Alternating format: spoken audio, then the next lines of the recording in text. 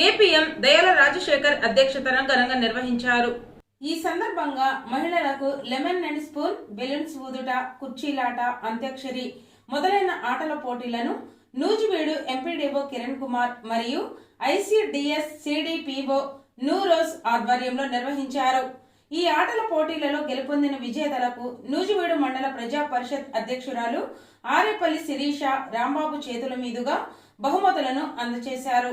ఈ కార్యక్రమంలో సిడిపిఓ నూరోజు మాట్లాడుతూ మహిళలు అన్ని రంగాల్లోనూ అభివృద్ధి చెందాలని తెలియజేశారు. ఎంపీడీఓ కిరణ్ కుమార్ మాట్లాడుతూ మహిళలు అన్నింటా బలవంతులుగా ఉంటారని తెలియజేశారు. ఏపీఎం దయాల రాజశేఖర్ మాట్లాడుతూ నేడు మహిళలు సామాజికంగా, ఆర్థికంగా, రాజకీయంగా, శాస్త్ర సాంకేతికంగా అనేక రంగాలలో అభివృద్ధి చెందారని, అభివృద్ధి చెందుతూనే ఉంటున్నారని తెలియజేశారు.